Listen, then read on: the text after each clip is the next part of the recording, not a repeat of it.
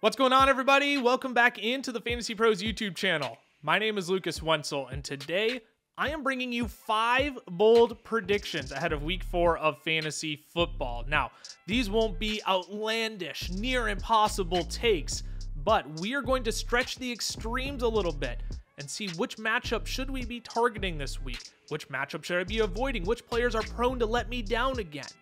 We'll get spicy as the episode goes on as well. But before we dive on into that list of predictions, if you're juggling multiple fantasy football teams and you're feeling overwhelmed, Fantasy Pros is going to help you simplify things. With My Playbook's multi-league assistant, you can see the latest news, notes, rankings for every single player across all of your fantasy football teams. It's all in one spot, makes your path clearer and easier to victory. So dive in, let us help you dominate your leagues with the multi-league assistant at fantasypros.com/myplaybook or on the My Playbook app. Alrighty, y'all, without further ado, let's dive on in. Let's get to these 5 bold predictions ahead of week 4 of fantasy football. We're going to start on the milder end of the spectrum first. First prediction is Rachaad White is going to score less than 10 fantasy points for the 3rd straight week.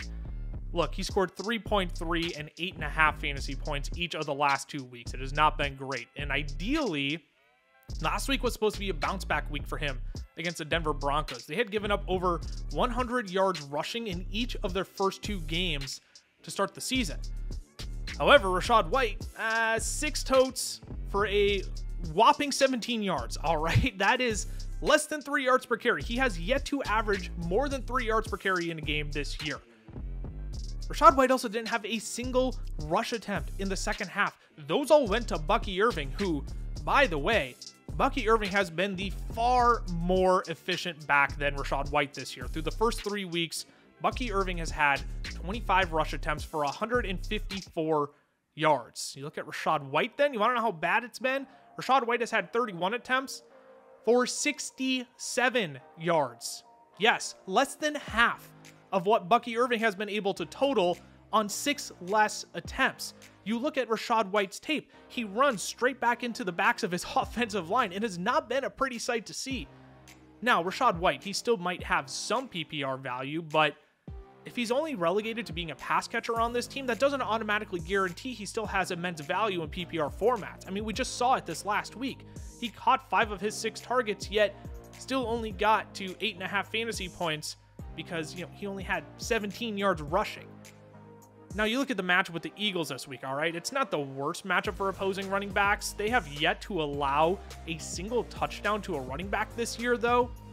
So if you're hoping for some, glimmer of hope, some glimmer of upside to fall back on with Rachaad White, if he falls into the end zone, I wouldn't be too optimistic about that. And if Bucky Irving is going to continue being the far more efficient runner than Rachaad White, I mean, we're going to watch it happen right before our eyes that Bucky Irving is quickly going to become the 1A in this backfield compared to Rachaad White.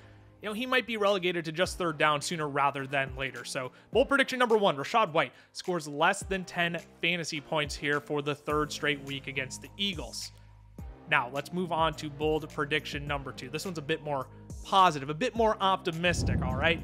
Marvin Harrison Jr. finishes week 4 as the wide receiver 1 overall. Yes, not just a wide receiver 1, not just a top 5 wide receiver, but the wide receiver 1 overall. We already saw him do it in week 2. He scored 29 fantasy points against the Rams. And now, I don't like continuing to pick on easy matchups, but when you look at the Washington Commanders secondary, my goodness, they have been atrocious, okay? The Commanders have allowed 4 in the first 3 weeks, 4 wide receivers to score 22 plus fantasy points.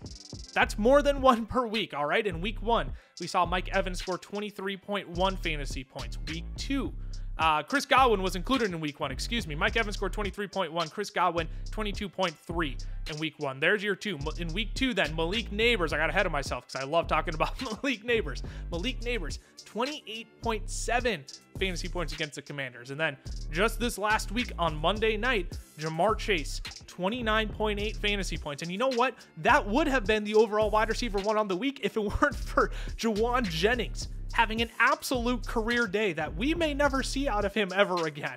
All right. But this game in week 4, between the Commanders and Cardinals. This has a great chance to produce fireworks. We've seen the Commanders. They can keep themselves in games. The over-under on this game has opened, though, at 49.5 points. And you look at the Cardinals' offense, they have scored the 4th most points in the entire league this year.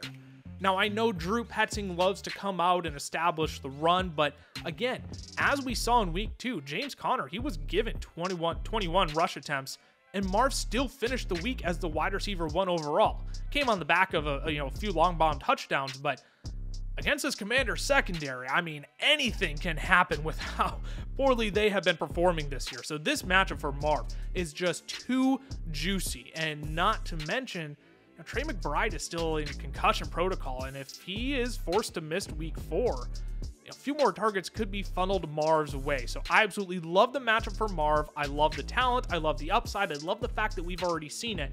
Let's stretch the extreme. He could be the overall wide receiver 1 at the end of week 4. Now, we're going to get a little bit pessimistic again. Another guy I really like, but bold prediction number 3, Anthony Richardson finishes outside of the top 20 quarterbacks for the 3rd straight week.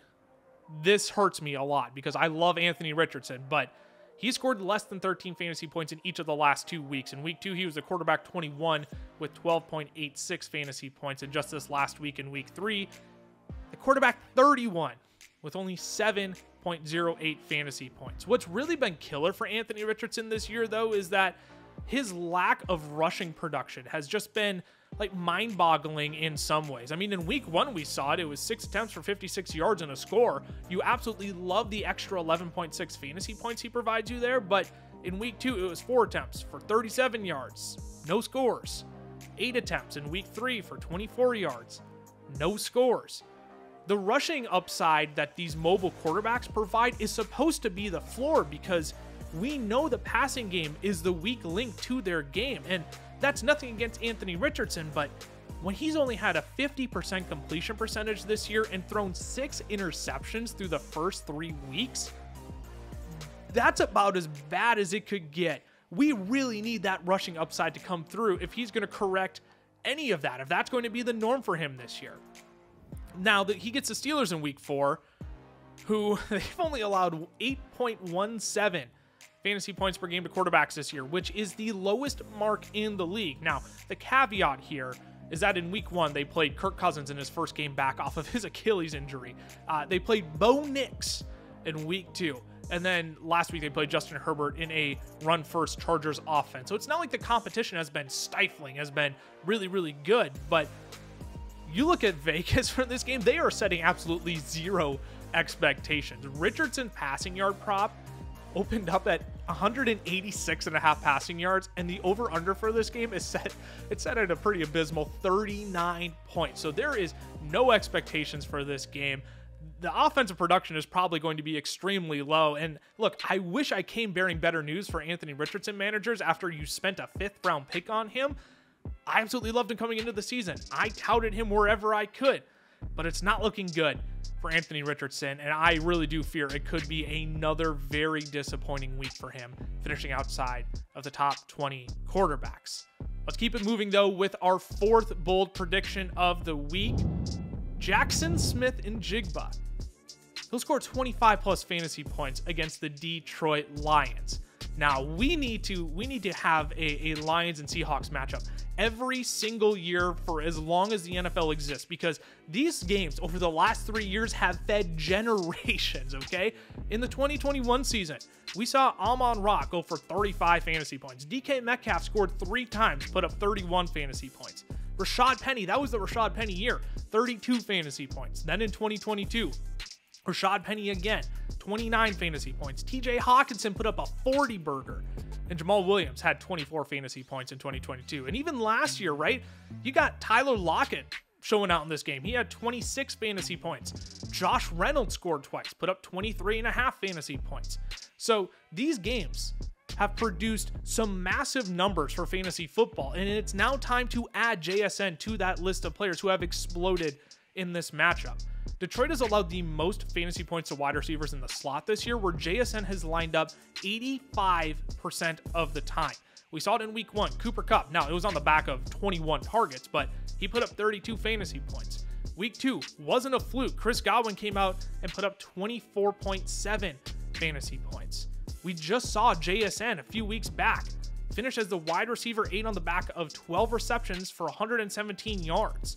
And this game, look, this game should produce fireworks, all right? The average point total, this number blew my mind. The average point total between these two teams over the last 3 years has been 80 points. Yes, 80. This game should absolutely explode this week with how impossible it is to run on the Detroit Lions defense as well.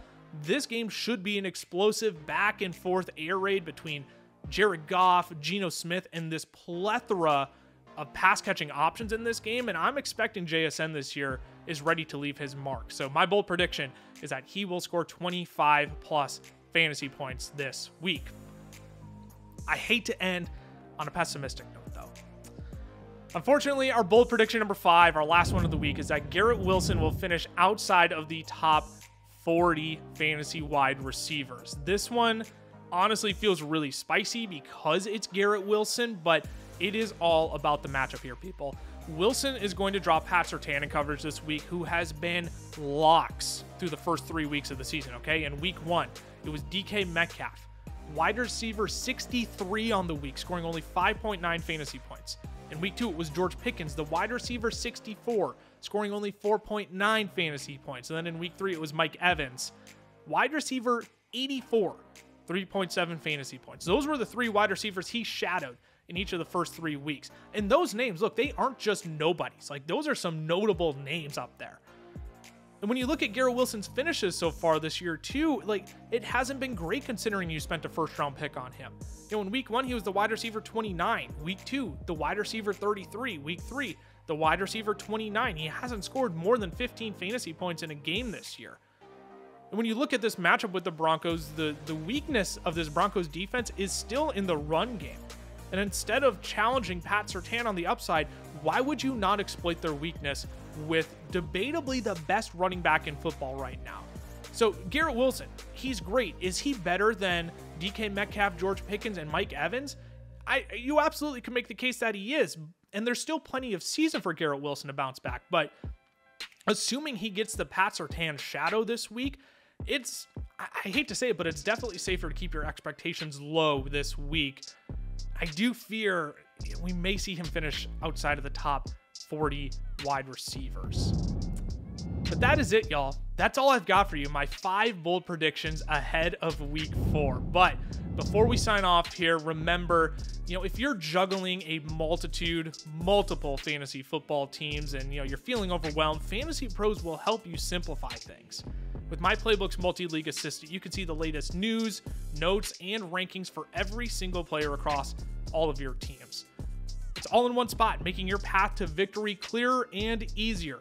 Dive in and let us help you dominate your leagues with the multi-league assistant at fantasypros.com/myplaybook or on the My Playbook app.